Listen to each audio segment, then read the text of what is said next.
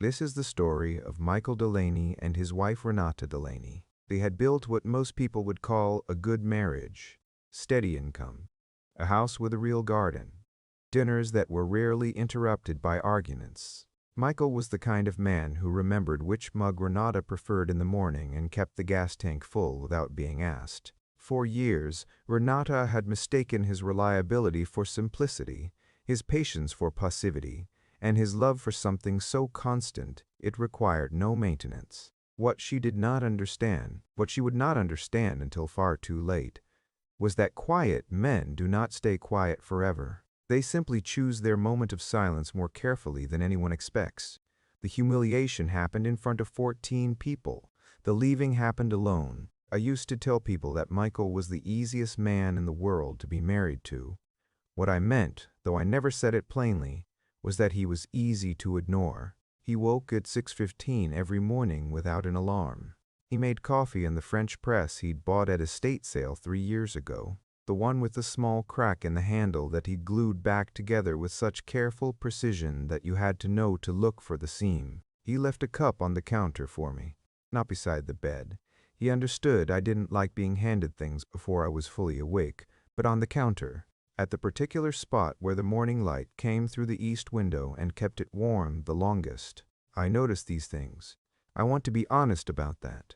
I noticed them, and I was grateful, in the vague, half-attended way. You grateful for a furnace that works.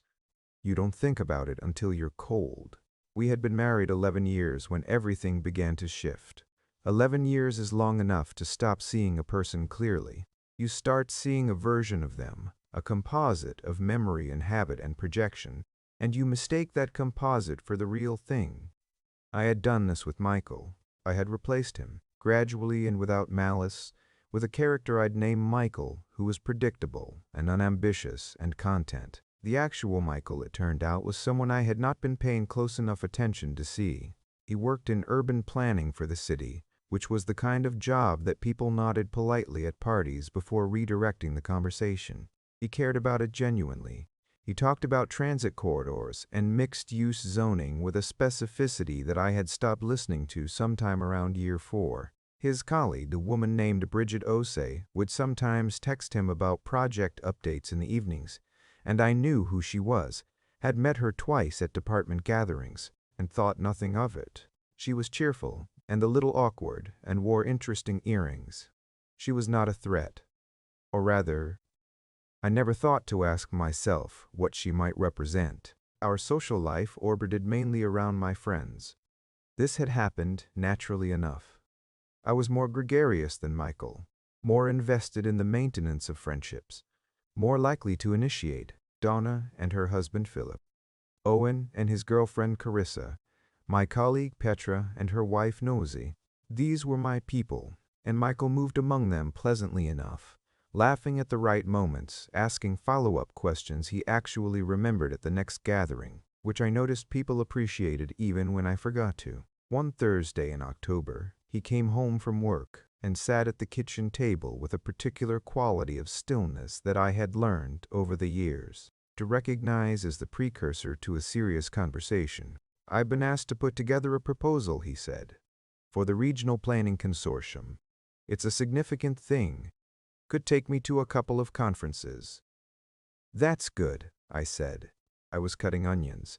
I didn't look up. "It might mean some overnight travel in the spring." "Okay." He was quiet for a moment. I heard him turn his coffee mug in a slow circle against the table. "Bridget thinks it could lead to something more substantial," he said. "A directorship, maybe." I looked up then, not because of Bridget. I still was not worried about Bridget, but because of something in his voice, a flatness. Not the flatness of disappointment exactly, more like a man reporting facts he has already finished feeling about. "Well," I said, "that would be good for you." "Yes," he said, "it would." He made dinner that night, pasta with a slow-cooked tomato sauce that he'd learned to make from a recipe he'd clipped from a magazine before we were married. I ate it and checked my phone more than I should have and told him it was good. It was better than good. It always was. That night I lay in bed listening to him breathe and had the thought, small, fleeting, immediately dismissed, that Michael seemed somehow farther away from me than the physical inches between us suggested. I did not follow that thought anywhere. I let it pass through like a draft under a closed door. That was my first mistake. Not the worst one. Just the first. November came in gray and close-skied. The kind of month that turns a house inward. I noticed, and I am cataloging these noticings now with a precision I did not apply at the time, that Michael had stopped volunteering conversation. He answered questions. He responded to logistics. If I said the guttering needs fixing, he fixed it within 2 days without mentioning it again. If I asked about his week, he gave me a summary that was accurate and impersonal. The kind of answer you give a co-worker you are civil with but do not trust. I did not identify this as withdrawal. I identified it as Michael being Michael, a phrase I had developed over the years as a shorthand for anything he did that I couldn't be bothered to examine more carefully. He had started going to the gym again. Not obsessively, 3 mornings a week, early enough that I was still asleep when he left. He'd always been in reasonable shape, the quiet, unself-conscious health of a man who moved through the world without drama. But there was something different about it now. He was not trying to look different.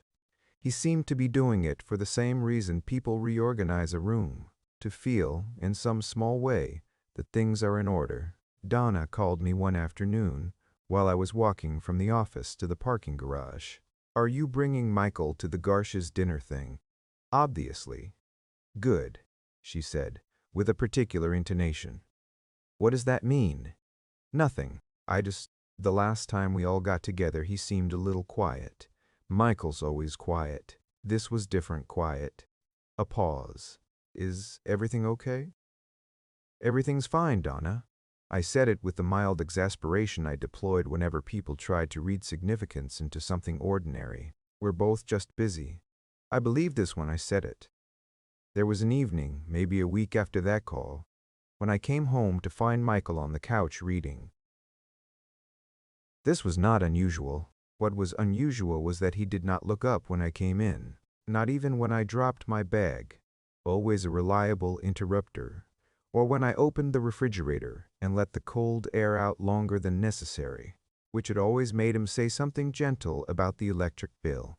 He did not say anything. He kept reading.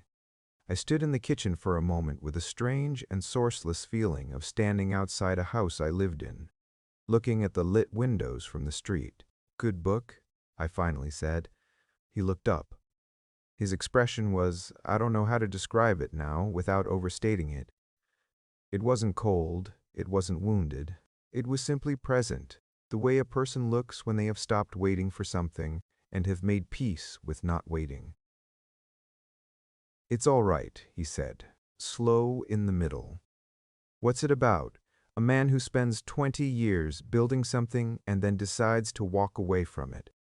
He said this without any particular weight, without a glance that was meant to mean something. He just answered the question and looked back at his book. I made myself a cup of tea and took it upstairs and did not think about it, or I tried not to. The truth is that something in that exchange had shifted a stone in me, something small, deep, load-bearing, and I felt the slight change in the architecture of my chest without understanding what it was. We still touched each other, but differently, when he put his hand on my shoulder in the kitchen. It felt like someone checking that a familiar object was still in its place rather than wanting to hold it. And when I reached for his hand in the dark some nights, he didn't pull away, but he didn't close the distance either. I told myself marriages had seasons. I told myself this was winter. What I was not telling myself was that some winters last because no one remembers to tend the fire. He mentioned Bridget again, casually, in the context of the consortium proposal, something about a structural issue she'd caught in the draft. I registered the name and set it aside. I was not jealous. I was not suspicious. I was simply not paying sufficient attention to know what I should have been feeling.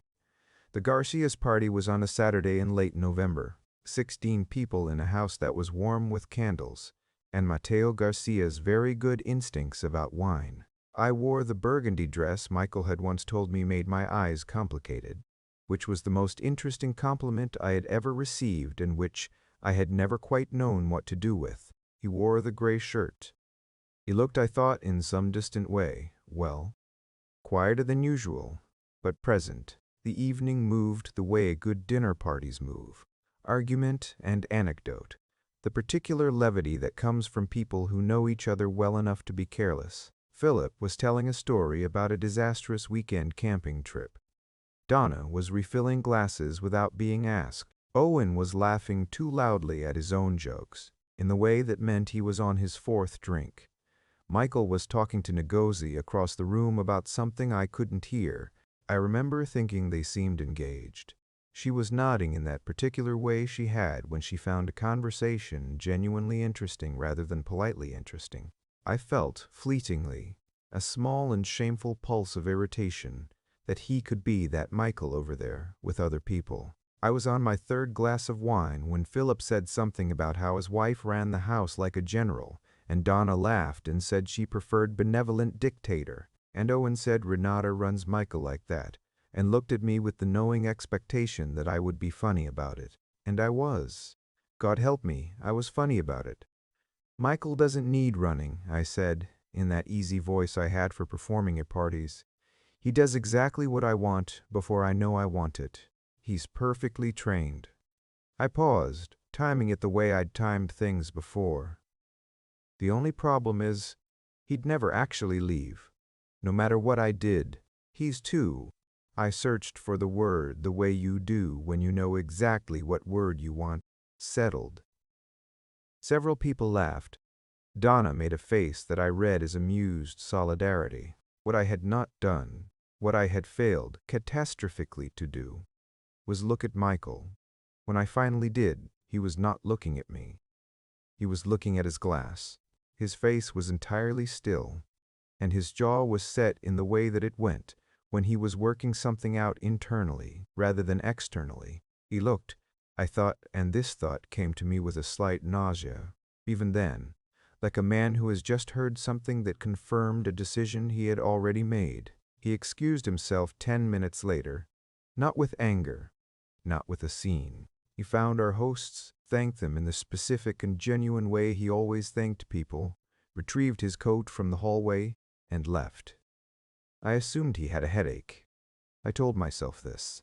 I stayed another hour. When I got home, he was in bed with the light off. I slid in beside him and said his name once, quietly. He said, "I'm tired, Renata." His voice was steady. His voice was all the way at the far end of something. "Are you okay?" I asked. A pause, long enough to be its own answer. "Go to sleep," he said. I did not sleep. I lay in the dark and reconstructed my joke the way you reconstruct a sentence you realize mid-word has taken a wrong turn. I heard it again, too settled, and now, in the dark, it sounded not like wit, but like a verdict I had delivered publicly on his behalf. I heard 14 people's laughter. I heard the silence that had come, just a beat later, from the direction of the man I had married. I told myself I would apologize in the morning. I told myself he was sensitive about these things. I told myself it was a joke, and he knew it was a joke. I did not yet understand that some things that are jokes to one person are confessions to another. That what I had expressed as wit, he had heard as the plain truth of how I saw him. That I had confirmed in front of everyone who knew us what he had been quietly concluding for some time. He was up before I woke. The French press was ready. The mug was on the counter. I stood in the kitchen, looking at it for a long time. December passed strangely. Michael was not cold. That was the thing that made it so hard to grasp at first. He was not withdrawn in any way that demanded confrontation. He was simply adjusted, as though he had recalibrated the emotional output he directed toward me and found a new lower setting that he could maintain indefinitely without cost. He came home, ate dinner, asked about my day in a way that was polite and distant as a hotel concierge. He slept beside me. He did not reach for me, but he did not flinch if I reached for him. He existed in our marriage the way a tenant exists in the final weeks of a lease. Careful, courteous, taking nothing that isn't already his. I apologized. In the first week of December, over dinner, I said what I said at the party. That was unkind. I'm sorry. He looked at me for a moment. His expression was thoughtful in a way that was harder to read than hurt would have been. It's all right, he said. It's not, though. I was performing for them, and I didn't think about how it landed. He nodded slowly. I know. Are you sure you're okay? Another of those pauses. He picked up his fork. I'm fine, Renata. He said it without cruelty, which was, somehow, the most frightening version of those words he had ever used. Not I'm fine as dismissal or passive aggression, but I'm fine as a simple and honest statement of his interior state, as though he had moved his essential self somewhere I couldn't reach it, and was finding in that new location a kind of equilibrium. I started watching him in a way I had not watched him in years. I'm not proud of this. It had the quality of surveillance rather than attention. But I could not stop. I noticed he had cleared a shelf in his study, not dramatically. One shelf among many, emptied of the accumulated paperwork and left clean. I noticed he had started responding to emails in the evenings, focused and deliberate, then closing his laptop with a finality that felt purposeful. I noticed that the joint savings account, which I checked on the banking app one afternoon out of an anxiety I couldn't name, had been reduced by roughly $40,000, a transfer, the history showed, to an account I didn't recognize. I confronted him about the money at the kitchen table on a Wednesday evening. He was perfectly calm. It's my portion of our savings, he said. Money I earned and accumulated. I've moved it to a personal account. Why? He looked at me with an expression that was almost gentle. I think you know why, Renata. I don't, I said, and then, because some part of me was beginning to suspect that I did, tell me. He was quiet for a long moment. He laced his fingers together on the table, the way he did when he was preparing to say something carefully. I've been unhappy, he said, for a long time. I think I stopped showing it because I stopped believing it would change anything if I did. He said this without drama, without accusation, like a man reading a medical assessment. Honest, resigned, bereft of performance. The party wasn't the reason. It was just the night I stopped pretending the reason didn't exist. I felt the floor of the room shift slightly, the way it does when you realize a conversation is not about what you thought it was about. Are you leaving me? I asked. He looked at his hands. I've been speaking with a lawyer, he said. I'm filing for divorce. The word sat between us, not like a grenade, like a stone set down with deliberate care. You can't be serious, I said. And even as I said it, I heard how foolish it sounded. Heard myself defaulting to the belief, that particular arrogance, that he was too settled, too trained, too Michael to actually do this. I'm sorry, he said, and he meant it. That was the unbearable part. He genuinely meant it. I cried, not gracefully. He stayed at the table until I was through, brought me a glass of water, and then said, quietly, that he thought it was better if he slept in the guest room for now. He said he had already spoken with a mediator. He said his lawyer would be in touch with mine. Then he went upstairs, and I heard the click of the guest room door, soft and final as a period at the end of a sentence. I sat at the kitchen table for a very long time. I was trying to work backward to find the moment where I could have intervened, and the problem, the real and damning problem, was that I kept finding them everywhere, 100 small moments, 100 cups of coffee I'd taken without looking up, 100 I'm fine Renatus I hadn't questioned. The marriage had not broken, it had depleted, and I had been the one holding the tap open all this time. He was gone by February, not dramatically. There was no day when he loaded a truck, and I stood watching from the doorway. He removed things gradually, the way you leave a room that you want to exit without disturbing. Books first, then the photograph from his desk, the one from our trip to Portugal, the only one I'd ever taken of him where he looked genuinely surprised to be happy. That was the morning I understood it was real. He had taken a position with the regional consortium's central office, 3 hours north in the city, a directorship that had materialized exactly as Bridget had predicted. When I learned this from Donna, who had heard it from Ngozi, I sat with the information for 2 days before I could shape it into meaning. He had known. He had been building toward this while I had been watching him from a comfortable distance, certain he would always be there, certain the ground was solid. I had wanted him to be the story I told about my marriage, the devoted, predictable husband, proof that I was loved enough to take for granted. I had not wanted him to be a person with a separate interior, a separate endurance, a separate point beyond which he would not go. We met once more, in March, at the mediator's office to sign the final paperwork. The office was on the 4th floor of a building downtown, and there was an unremarkable print on the wall of a coastline I didn't recognize. Michael was already seated when I arrived. He looked well, composed. He was wearing the blue jacket I had given him 4 years ago for his birthday, and I thought, with a sudden and absurd pang, that he had probably chosen it accidentally, that he had not been thinking of me at all when he put it on. We signed the papers in segments, the mediator reading each clause aloud in a brisk, professional tone. Michael's handwriting was the same as it had always been, small, steady, left-leaning, the writing of a careful man. Afterward, in the corridor while we waited for the elevator, I said to him, "Are you happy where you're going?" He considered this honestly, the way he considered all things. "I think I will be," he said. "It's not there yet, but I think it will be." "Good," I said. And I meant it in the small, bruised way you mean something when you're past fighting it. The elevator arrived. We stepped in. For a moment, we stood side by side in the small box of it, the way we had stood at bus stops and in grocery lines and at the sides of rooms at parties for 11 years, our bodies defaulting to the comfortable unconscious nearness of people who have shared a bed for a decade. "Michael," I said. He looked at me. "I'm sorry," I said.